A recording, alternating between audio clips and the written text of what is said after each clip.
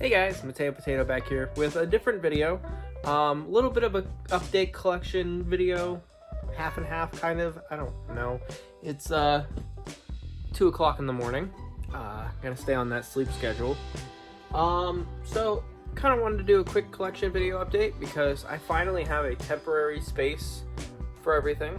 And it's been a while since I actually had a spot for all this because we were in the process of moving Calvin into his new bedroom so we can revamp the nursery and get it ready for Ben. So since we are using both bedrooms now, I don't really have a spot for any of this. So I have enough for one bookshelf. It's been put here in the living room. It's kind of weird having people over who have never seen this before. They kind of look at it for a minute and then don't really pay it much mind. So I thought this would be fun to kind of do a tour collection video. Most of it is because I literally just finished setting it up. Most of it is in these boxes here, but I thought this would be fun, and then I'll kind of do like a quick update on the channel after we finish. So let's go ahead and get started. Starting up at the very top here, we have the Unicron Shrine. As soon as I find Kingdom Galvatron, I have a space for him right in the center, but I think this looks pretty good. Unicron, obviously the Armada one, because I'm not crazy. I really couldn't afford that HasLab one, although the planet mode in that one does look like perfection. So other than him, we have 86 Scourge right there and right there. I'm a sucker, so I will probably buy the regular sweeps that are supposedly coming out. Titan's Return sweeps, kind of flanking the sides. One getting blown up, I guess. And Cyclonus, Kingdom Cyclonus. I gave him Drift swords. I don't know which Drift these are from, but they look really, really good on him. Yeah, so that's the Unicron Shrine. Like I said, as soon as I get Galvatron, it'll be complete. Next we have the Autobot Shelf, which actually just happened to be an Autobot Shelf by accident. I kind of put the Generation Selects Autobot logo from Ricochet up there, just because I didn't realize I ended up with Autobots on the shelf, and in some cases Maximals. But I think it really works, actually. You know, having the Unicron shelf up top and then the Autobot shelf immediately next, it just kind of works. So in the back here we have Fan Project Blue Parallax upgrade kit on top of the Classics Ultra Magnus with a Elite Guard symbol dedicated from, or donated I should say, from 01 Transfan. Thank you so much, my dude. And this isn't going to end up being Ultra Magnus. This is going to end up being Theta Prime in the Pixis Chronicles. More on him when more information about that comes out, because right now I'm still kind of working on it. Studio Series Hot Rod, great toy. Netflix Prime, I love the darker colors like the G2 tone. Cyberverse Deluxe Prowl, doesn't really scream Prowl to me, but it works. Delta Manus from Make Toys, basically just like a leader class version of the old Classics Prime, just personally 10 times better. This was something that I bought off of _ Zeus, both on Twitter and from Steel City Bots. Really great guy. This is Netflix Deep Cover, who I am calling Micromaster Tail Whip, also in the Pixis Chronicles, and I wasn't planning on having him decked out in weapons, but he just looks really good with them. I might spray paint the those guns from Fall of Cybertron Onslaught white just to kind of match the missile racks, but I think it works. Honestly, it looks great.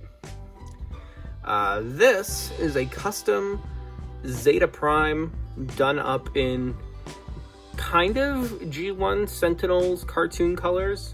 If you remember from a G1 episode when they talked about the history of Cybertron, there was a robot with like a shark-faced 18-wheeler, I don't know, kind of vehicle, who was blue and orange. I took those colors, painted them on Titan's Return Cup, and gave him a new face, and now he is a version of Zeta Prime. One of my favorite deluxes that I've gotten all year is Blue Streak from Earthrise. You guys will probably remember that I said the Battle Charger mold was one of my absolute favorites, and that was before I got this guy. The Datsun mold, I've always loved the Datsuns. The Fairlady Z is my dream car, but this mold takes the cake as like the best Earthrise mold. And I know people have had problems with the knees, but I have not so far. Studio Series Jazz, right there, looking great. TFCon exclusive, or is this Collectors Club? I think it's Collectors Club. Depth Charge. That was my first experience with that mold, and he's right up there with Blue Streak, honestly. Alita 1. She's a great action figure, just not a great Transformer. Next, we have my boy, the star of Pixis Chronicles himself, RID-15 Stormshot. No words can describe how much I love this guy. He's really simple. I wasn't expecting to love him as much as I do, and I love him so much I made him the star of his own show. So he is currently wielding two swords that I don't know where they came from, and he is using Studio Series Revenge of the Fallen Soundwave's flight stand, just to kind of hover there. He looks great, honestly. I love this guy. I did get rid of his coin logo though, the little weird Autobot icon. I replaced it with a rub sign.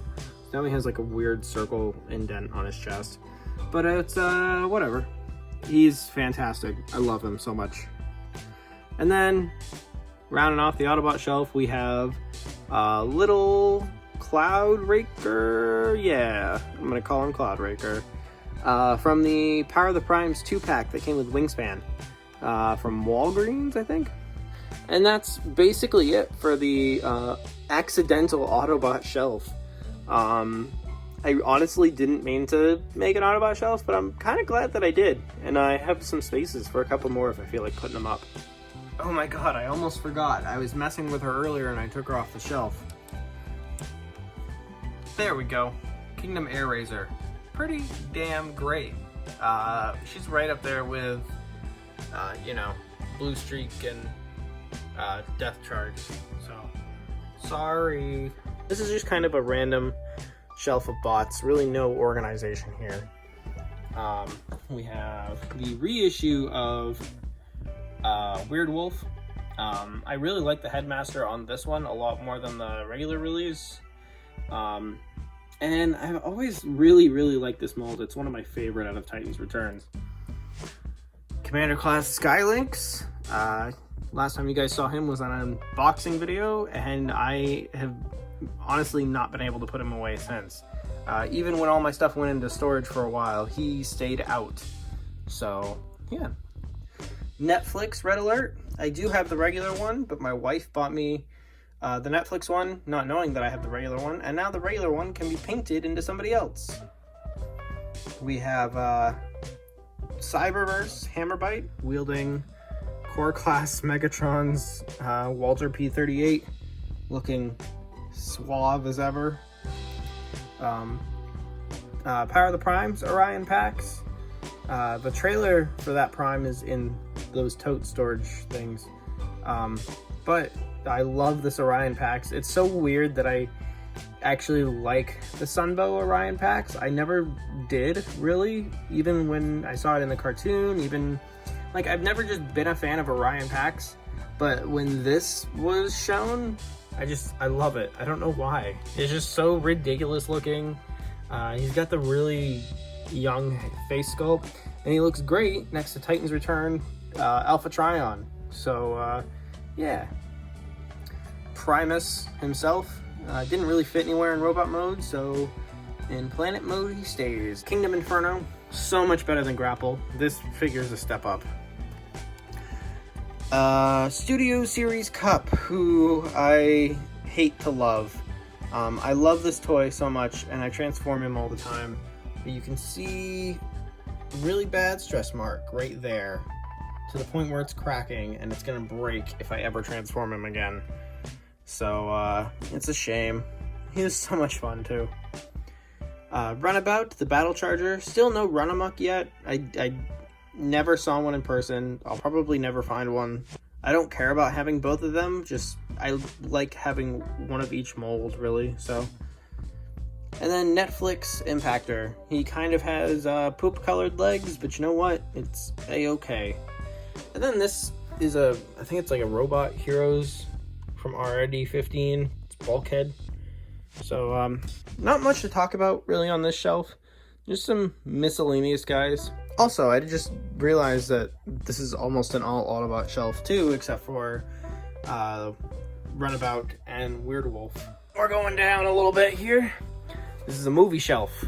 Let's start off in the corner because he's kind of shrouded. And there's Blackout way in the back there. I do need to put him on a riser. I don't have one short enough to where he won't bump his head. We've got both the sound waves right there. Revenge of the Fallen and Dark of the Moon. Dark of the Moon is my favorite, although I really like the design for the Revenge of the Fallen. Just, oof, that toy. This is a Revenge of the Fallen, I want to say. He came packed in with a motorcycle RC tail whip. He turns into like a police helicopter from China. But he looks great. I really like him. I love his deco. And a lot of people say, oh, the Blaze Master mold is trash. It's not as bad as I thought it would be, honestly. Studio Series Dino and Stinger, two red boys. Studio Series B127, who is not a great vehicle mode or transformation, but the robot mode's pretty great, except for the kind of panel-y legs. And Breakaway, still one of my favorite movie jets. Belongs up there with the best movie deluxes. Give me a Studio Series Breakaway. He was gonna be in Revenge of the Fallen. He should deserve some retribution. Transformers The Last Night Nitro Zeus. I splayed out his wings so that he would fit better in the little corner that he has. Last Night Scorn, one of my favorite movie toys ever, honestly. That Scorn is so great. I think it's 38 Studio Series Optimus Prime. I don't know, it's Optimus Prime from Bumblebee. This is my favorite design for Optimus Prime. I don't care whether it's Netflix, I don't care whether it's Voyager. This is my favorite Optimus Prime ever, I think. And I would buy this mold a million times over. Give me Nemesis, give me Shattered Glass, give me Rusted Paint Job, give me Flame Deco. I will buy this mold 1,000 times over. And in the back there, we've got Sea Spray from Hunt for the Decepticons. My favorite mini-bot got an upgrade. We got Bumblebee Starscream. I like that toy a lot more than I thought I would, and I thought it would be very similar to Blitzwing. They barely share anything, so it's really cool how different he is, yet looking so similar. Speaking of which, Studio Series Blitzwing. He's pretty great. I like him, and he can no longer hide. The Last Night Megatron, my favorite movie Megatron ever. I don't really need the other ones. I feel like this one satisfies that for me. Although if I do end up getting like the 07 Studio Series, I might just take this guy and turn him into the Fallen. And then my favorite movie toy, for sentimental reasons, Dark of the Moon, Voyager, MechTech, Ironhide, in like the G1 colors. And this was a going away present from my little brother. He saw it at a thrift store and said, I need to buy this for Bub. So he bought it with his own money that he was planning on spending on karate lessons. He bought it and gave it to me before we moved to Pennsylvania. The transformation is great. He has his MechTech weapon in storage. His arms are a little funky, but that's fine. It's movie Ironhide. His arms are always going to be funky. And he stands at the front of the movie shelf. Alright, next shelf down. It's kind of just miscellaneous stuff. I haven't really set everything up here. And you'll notice a few odd pieces in here. Like this guy, this combiner that I made. I made this the other night out of just Grimlock, as you can see. Power of the Prime's Wreck-Gar, selects Ricochet. This is the Amazon Blast-Off that I found at a vintage toy store for $1 because he's missing his other arm and like the tip of his rocket ship shuttle nose cone. So I know some of you are probably wondering how I got the torso to stay like this, because usually without any sort of connector, this is very difficult to achieve this shape just because the toy's not built to, you know, be like that. So what I did is I took a Lego Technic beam, and funny enough, the pinholes are 5mm compatible. So if you ever want to modify your Grimlock torsos to make them look more proportional, you can do that. The only downside is the arms kind of sit a little further back. But you know what? Just standing up on that shelf, it really doesn't matter. He looks great that way. And I gave him some flare effects from a Leader Megatron that I no longer own. This was another gift from 01 Transfan, Voyager Prime. I had never owned Voyager Prime till he sent me this, and I am forever grateful. This Prime is really, really fun. It's really cool to mess with. The transformation is great. I'm kind of blasting you guys with the light. I'm sorry. I'm trying to figure out how to do this here. All of his accessories are in a parts bin right now because I have to dig them out, but he is really wonderful, and he looks great alongside one of my absolute holy grails. I say holy grail, but I don't know if it qualifies as a grail, I guess. Universe Inferno. I've wanted this toy ever since I was a kid, ever since I saw it on store shelves, and I was never able to get Inferno.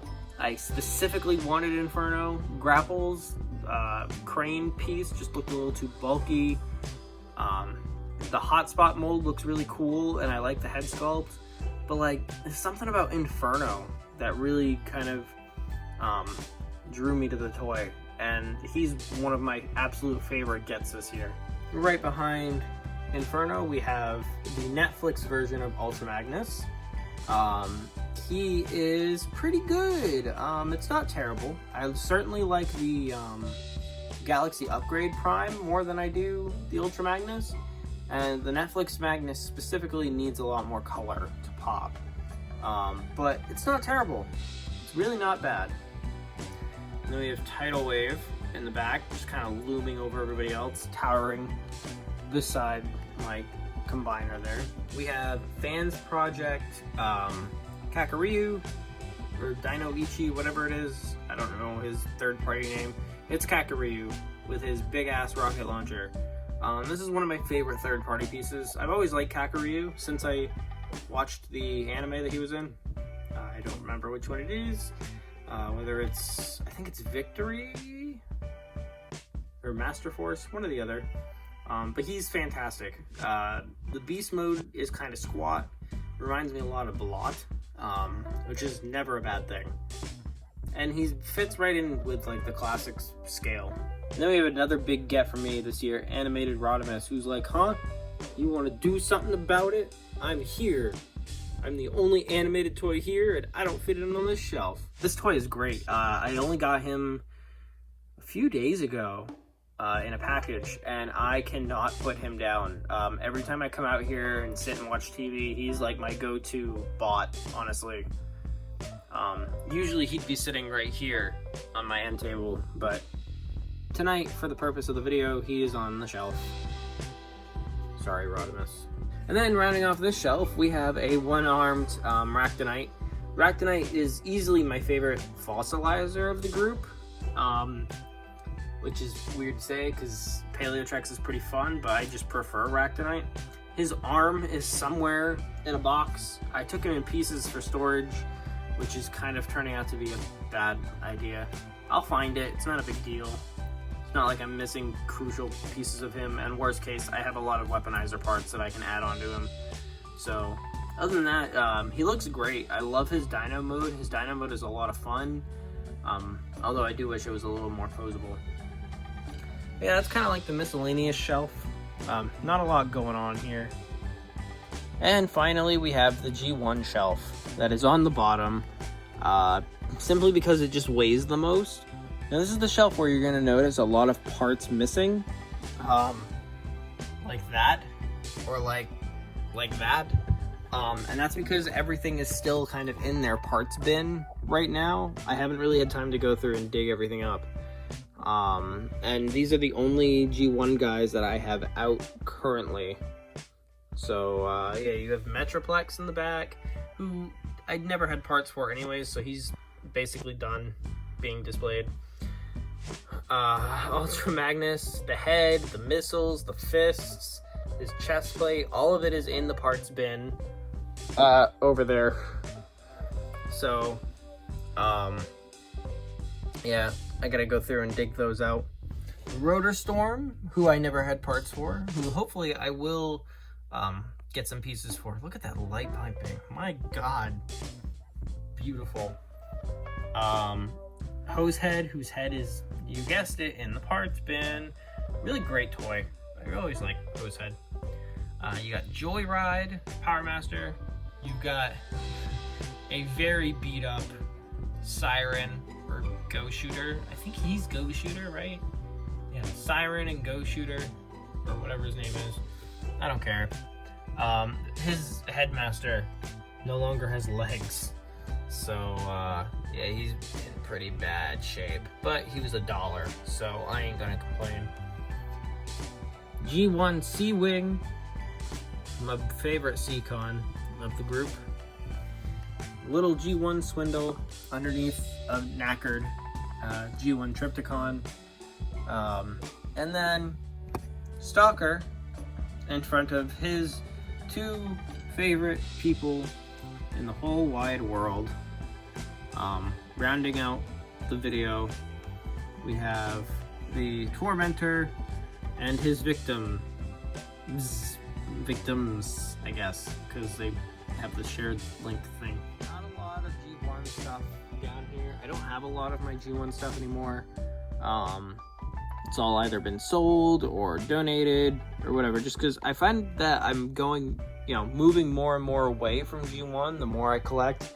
I like collecting chug scale stuff, classic stuff. That's why I'm only down to 1, 2, 3 Masterpiece figures now, as opposed to like the 7 or 8 that I used to have. But that's it, guys. That's the entire shelf. Not a whole lot going on. Obviously I have more stuff to put up and cats, but I'm hoping that I will be able to put all of this in a room or in a finished basement at some point and just kind of have enough space for everything. You know what I'm talking about. And that's really about it for this video. This is just a quick little thing I wanted to film. I know I haven't been doing a lot of videos. I really wanted to do Pride Month reviews for one bot for every color of the rainbow. I had a whole bunch picked out. I had them all filmed, had them all edited. You guys probably saw the Inferno video that I did on Classics Inferno down there. But then I hit a creative slump. I just had no energy to make videos. I was going through a really bad time mentally. And it just wasn't really working out.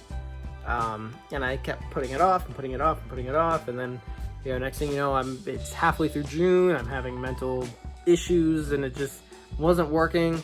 So probably what I'm going to do is I'm going to take down the Inferno review.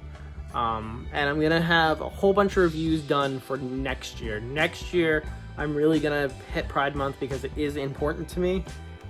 Just this year, it was something that I wanted to do and it just fell through the cracks because I'm dealing with a lot of my own stuff right now. So I didn't really want to let you guys down on that one, but it ended up getting away from me. So good news though, Pixis episode 1 is just about filmed, is working on being edited together. There's a couple other things that I have to piece together, a few lines that I have to get from people, and there will be a teaser trailer as soon as I finish filming the rest of the season.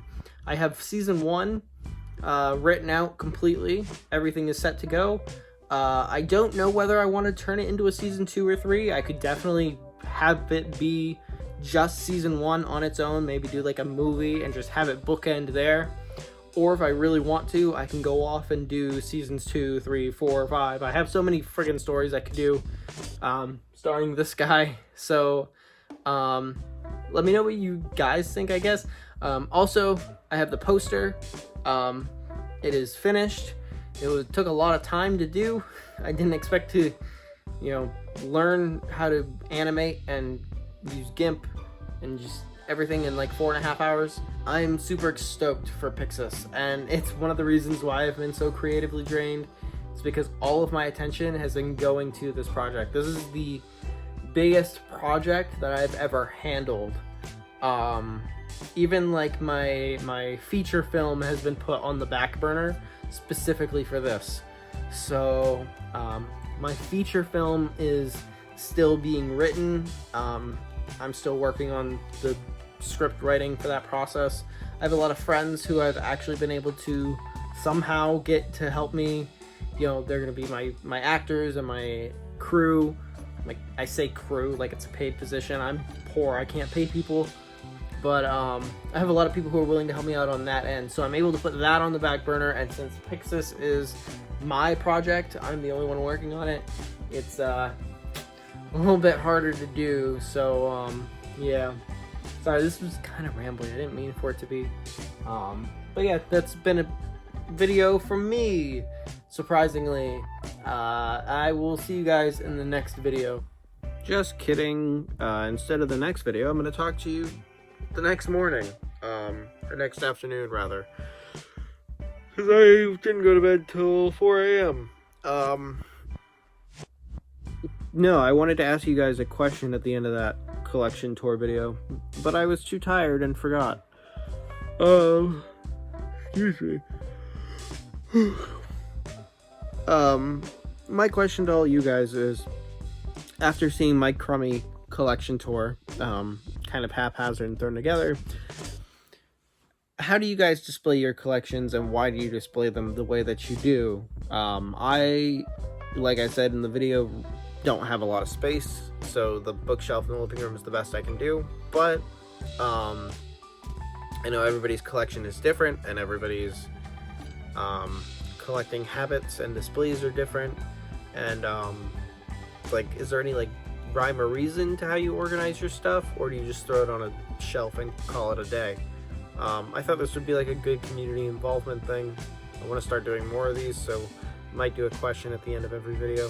I don't know, I'm very tired. I'll see you guys now. I'll see you in the next video, so bye bye.